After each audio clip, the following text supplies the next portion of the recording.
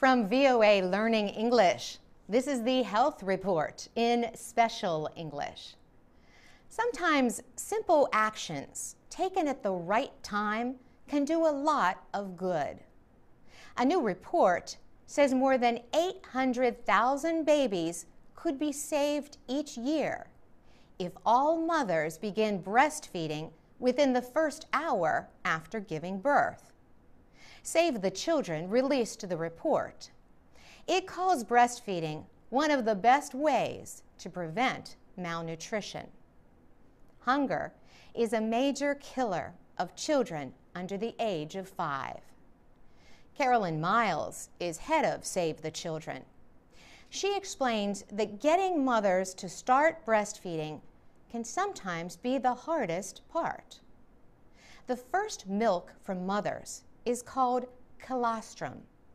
This is a highly nutritious form of breast milk. Colostrum helps build the baby's immune system and works best in the first hours after a mother gives birth. Colostrum is yellowish, sticky breast milk.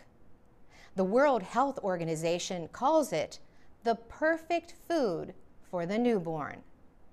Save the Children describes it as a child's first immunization. But Carolyn Miles says in some cultures there is a mistaken belief that colostrum is dangerous.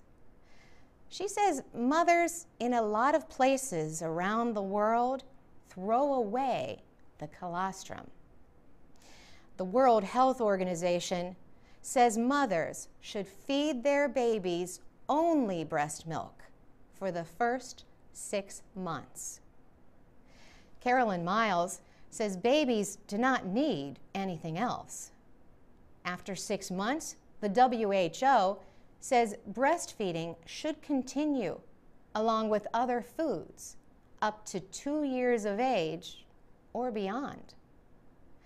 The Save the Children report, called Superfood for Babies, examined barriers to breastfeeding. These include cultural beliefs, as well as a shortage of health workers in developing countries. Carolyn Miles says health workers with basic knowledge can help mothers start and continue to breastfeed. For VOA Learning English, I'm Carolyn Presutti. From VOA Learning English, we bring you health news in Special English. UNICEF says the recent conflict in the Central African Republic has affected 1.8 million people. The United Nations Children's Fund says children make up half of the 800,000 people in urgent need of humanitarian aid. Rebel groups rose up against President Francois Bozizé in December. The Salika rebel coalition signed a peace deal with the president in January. A UNICEF spokeswoman says some of the hardest hit towns remain under rebel control. She says major risks for children include sexual violence and being recruited into armed groups. UNICEF says 8% of young children in the Central African Republic suffer from moderate acute malnutrition. 2% suffer from severe cases of hunger, yet basic services are hard to find. The agency says that in areas affected by conflict, fewer than half of the children attend school. UNICEF says the rebels and pro-government militias are recruiting children as soldiers. The group says it aims to bring aid to more communities to help families displaced by the crisis in the Central African Republic. Globally, UNICEF is appealing for $1.4 billion this year to meet the urgent needs of tens of millions of children in 45 countries and regions. The children are threatened by conflict, natural disasters, and other emergencies. In 2 areas of increasing conflict, the situation is especially threatening for children. In Syria, about 2.5 million people need assistance, and UNICEF says more than half of them are children. And a UNICEF official says that in Mali, children in the north are displaced, out of school, and at risk of being drawn into armed groups. For VOA Learning English, I'm Laurel Bowman. From VOA Learning English, this is the Health Report in Special English.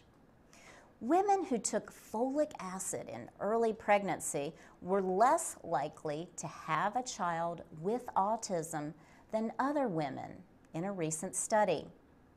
Folic acid is a B vitamin that helps the body build and repair cells. The study, however, did not prove that folic acid can prevent childhood autism. Children with autism have problems communicating and socializing with other people. Researchers at the Norwegian Institute of Public Health looked at records of more than 85,000 children born between 2002 and 2008.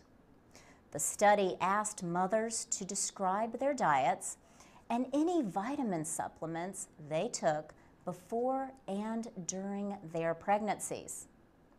Research leader Paul Surin and his colleagues compared the women who took folic acid supplements to those who did not.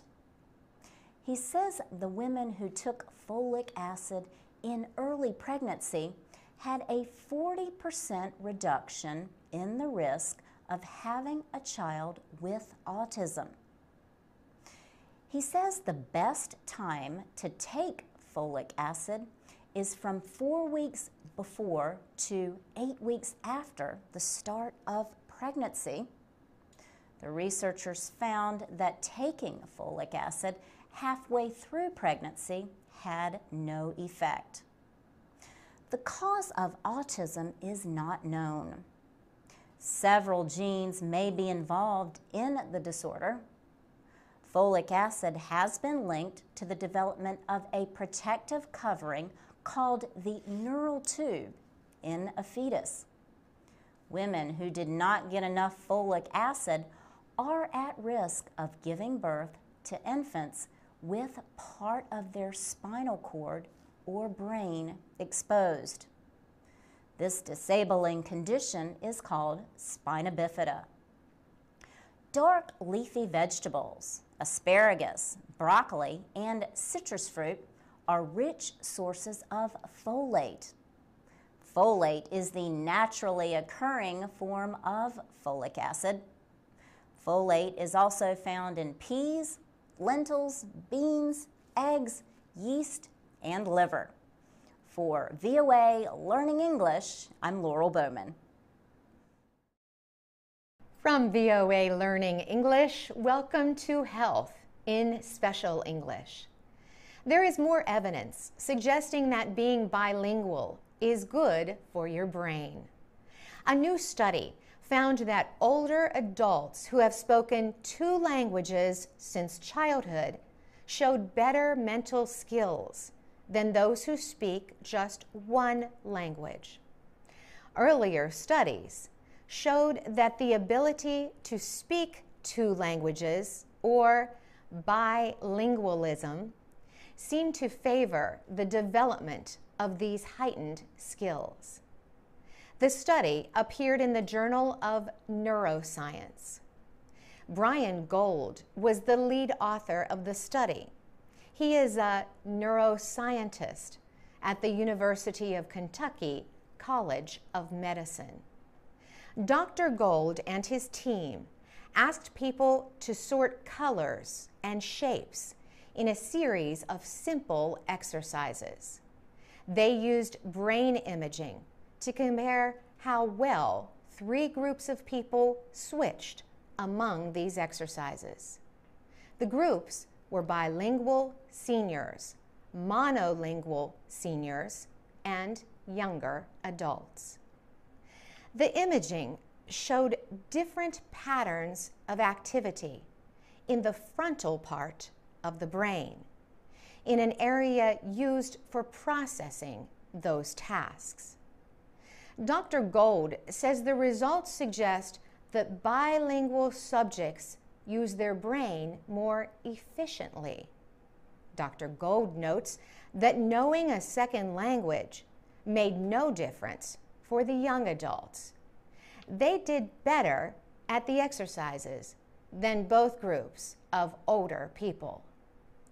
But he says the older bilingual adults appear to have built up a surplus from a lifetime of increased mental activity. He says his research confirms an earlier study on bilingualism among patients with Alzheimer's disease. That study showed that bilingual speakers suffered more brain damage, but were able to think at the same level as patients with less damage. Dr. Gold says he believes the new study confirms that bilingualism can protect brain performance. For VOA Learning English, I'm Carolyn Presutti.